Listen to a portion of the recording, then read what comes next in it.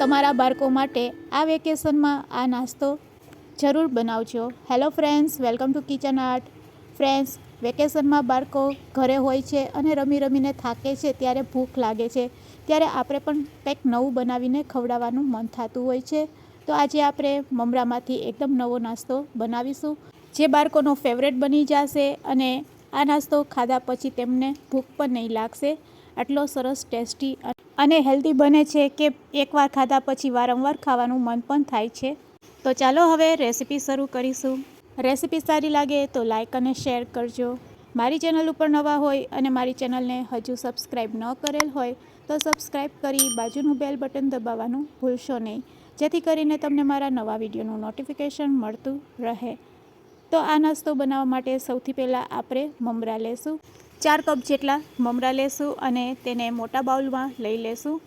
આ રીતે મોટા બાઉલમાં લીધા પછી તેને આપણે એક વખત પાણીથી ધોઈ લેશું. તો અહીંયા મમરાને આપણે એકવાર પાણીથી ધોઈ લેશું એટલે થોડાક મમરા સોફ્ટ પણ થઈ જશે અને પાણીને આપણે દૂર કરી લેશું. મમરામાંથી પાણી દૂર કર્યા પછી હવે તેમાં આપણે રવો એડ કરશું. 2 ચમચી જેટલો રવો એડ કર્યા પછી તેમાં 2 ચમચી જેટલું પહેલાં પાણી નાખશું અને તેને મિક્સ કરી લેશું. તો આ રીતે આપણે મમરા અને રવાને પહેલાં મિક્સ કરી લેશું. જરૂર લાગે તો થોડુંક આપણે ફરીથી પાણી એડ કરશું.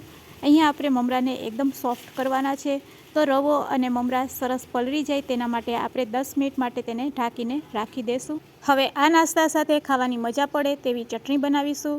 તેના માટે અહીંયા આપણે પેનમાં અડધી ચમચી કરતાં પણ ઓછું તેલ લેશું અને 2 મીડિયમ સાઇઝના ટમેટાને કટ કરી, લસણ ડુંગળીને આ રીતે કટ કરી અને એક સૂકેલ લાલ મરચું એડ કરી તેને થોડીક વાર માટે સાતરી લેશું. ગેસની ફ્લેમ લો રાખીશું અને લો ફ્લેમ ઉપર જ તેને આ રીતે સાતરી લેશું. તો ફ્રેન્ડ્સ, હવે આપણે ગેસની ફ્લેમ બંધ કરી દઈશું. રેડી કરેલા આ મિશ્રણને હવે આપણે મિક્સચર જારમાં લઈ લેશું. તેમાં ચપટીક હળદર, ચપટીક લાલ મરચું પાવડર, ચપટીક મીઠું અને ધાણા જીરું પાવડર એડ કરશું. 2 ચમચી જેટલું પાણી એડ કરશું અને બસ તેની એક પેસ્ટ બનાવીને રેડી કરી લેશું. એટલે આપણી ચટણી છે એ બનીને રેડી. તો ફ્રેન્ડ્સ, હવે તમે જોઈ શકો છો એકદમ ચટાકેદાર ચટણી આપણી બનીને રેડી થઈ ગઈ છે. આ નાસ્તા સાથે આ ચટણી ખાવાની ખૂબ જ મજા પડે છે. તો હવે આપણે ચટણીને સાઈડમાં રાખી દઈશું. આ નાસ્તો બનાવવા માટે અહીંયા આપણે મીડિયમ સાઇઝની 2 ડુંગળી લેશું અને ડુંગળીને એકદમ ઝીણી આપણે ચોપ કરવાની છે. તો ડુંગળીના ફોતરા કાઢી તેને આપણે આ રીતે કટ કરી લેશું. એકદમ ઝીણી ઝીણી સુધારવાની છે. તે જ રીતે હવે આપણે એક નાનું મીડિયમ સાઇઝનું બટેટું લેશું અને તેને પણ એકદમ ઝીણું ઝીણું ચોપ કરી લેશું. ચાકુની મદદથી આ રીતે એકદમ ઝીણું ઝીણું આપણે કટ કરવાનું છે. તો ફ્રેન્ડ્સ, તમે જોઈ શકો છો બસ આ રીતે બટેટાને પણ આપણે એકદમ ઝીણું સમારી લેશું. અને તે જ રીતે હવે આપણે મીડિયમ સાઇઝનું ટમેટું લેશું અને મીડિયમ સાઇઝના ટમેટાને પણ ચાકુની મદદથી એકદમ ઝીણું ઝીણું આ રીતે કટ કરી લેશું. એકદમ ઝીણું અહીંયા આપણે ત્રણેય વસ્તુને ચોપ કરવાનું છે. તો ફ્રેન્ડ્સ, તમે જોઈ શકો છો ત્રણેય વસ્તુને આપણે આ રીતે સમારી લેશું. હવે આપણે ગેસની ફ્લેમ ચાલુ કરીશું અને 1 ચમચી જેટલું તેલ એડ કરશું. તેલ ગરમ થાય એટલે જીરું અને હિંગ તેમાં એડ કરશું. જીરું સરસ કકડી જાય એટલે તરત જ તેમાં ચોપ કરેલા બટેટા એડ કરશું. બટેટાને ચડતા વાર નહીં લાગશે, કારણ કે આપણે એકદમ ઝીણું બટેટું ચોપ કરેલું છે. આ રીતે ઝીણું બટેટું ચોપ કરીને તમે તેલમાં એડ કરશો તો તે ઝડપથી પાકી જાય છે અને બિલકુલ વાર નથી લાગતી. તો આ રીતે બટેટાને તેલમાં સાતર્યા પછી તેમાં આપણે ડુંગળી એડ કરશું. તો 2 ચમચી જેટલી ડુંગળી એડ કર્યા પછી તે જ રીતે આપણે ટમેટાં પણ એડ કરશું અને ત્રણેય વસ્તુને એકસાથે સાતરી લેશું. ટમેટાં થોડાક સોફ્ટ થાય એટલે તેમાં આપણે 1 ચમચી જેટલો ચણાનો લોટ નાખશું. ફ્રેન્ડ્સ, ચણાનો લોટ નાખવાથી આ રેસીપી એકદમ ટેસ્ટી બને છે. તો આ રીતે ટમેટાં સોફ્ટ થઈ જાય એટલે આપણે ચણાનો લોટ તેમાં એડ કરશું. તો ફ્રેન્ડ્સ, હવે તમે જોઈ શકો છો ટમેટાં સરસ સોફ્ટ થઈ ગયા છે, બટેટા પણ પાકી ગયા છે. ચણાના લોટ પહેલાં આપણે મસાલા એડ કરશું. તો ચપટીક હળદર પાવડર, ચપટીક લાલ મરચું પાવડર, ચપટીક ધાણા જીરું પાવડર અને સ્વાદ અનુસાર મીઠું નાખી દઈશું. તેને આ રીતે તેલમાં સાતરી લેશું. હવે બસ ચણાનો લોટ આપણે એડ કરી દઈશું. 1 ચમચી જેટલો ચણાનો લોટ એડ કર્યા પછી આ લોટને આપણે તેમાં સાતરી લેશું. તો ચણાનો લોટ પણ સરસ આ રીતે પાકી જશે અને આ રીતે એડ કર્યા પછી આ નાસ્તાનો ટેસ્ટ છે એ 4 ગણો વધી જાય છે.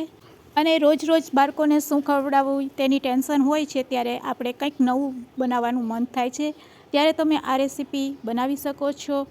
બાળકોને ખૂબ જ ભાવશે અને ઝડપથી પણ બની જાય છે. બસ હવે તેમાં આપણે છાશ એડ કરશું અને છાશને આ રીતે બધા મસાલા સાથે મિક્સ કરી લેશું. છાશ ઉકળે એટલે તેમાં આપણે મમરા એડ કરવાના છે. તો 10 મિનિટ થઈ ગઈ છે. અહીંયા આપણા મમરા પણ સરસ પલળી ગયા છે અને રવો પણ એકદમ સરસ ફૂલી ગયો છે. હવે આપણે સરસ રીતે તેને મિક્સ કરી લેશું. જો ફ્રેન્ડ્સ, હવે તેમાં બિલકુલ પાણી નથી અને આ રીતે હાથેથી તેને મસરી લેશું અને આ રીતે મસર્યા પછી ઉકળતી છાશમાં આપણે તેને એડ કરી દઈશું. તો ફ્રેન્ડ્સ, છાશ સરસ ઉકળવા લાગી છે, તો હવે બસ તેમાં આપણે આ મમરાને એડ કરી દઈશું. મમરાને એડ કર્યા પછી તરત જ તેને મિક્સ કરવાના છે અને મિક્સ કર્યા પછી 1 જ મિનિટમાં આપણે ગેસની ફ્લેમ બંધ કરી દઈશું. તો ફ્રેન્ડ્સ, એકદમ યુનિક નાસ્તો છે, ખાવામાં પણ ટેસ્ટી લાગશે અને તમારા બાળકોને પણ બહુ જ ભાવશે.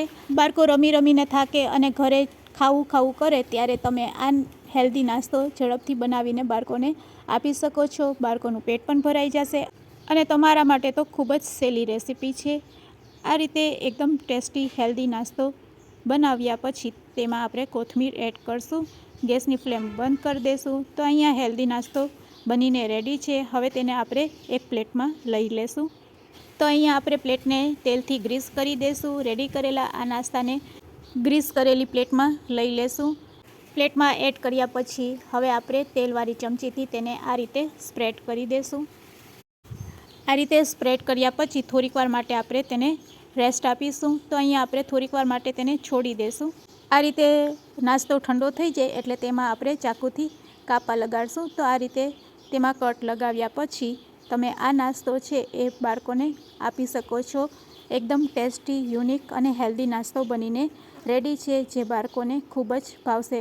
તો આ વેકેશનમાં તમે પણ જરૂરથી ટ્રાય કરજો અને આજની આ રેસીપી તમને કેવી લાગી તે મને કમેન્ટ્સમાં જરૂરથી કહેજો. રેસીપી સારી લાગી હોય તો શેર કરવાનું ભૂલશો નહીં. Thanks for watching.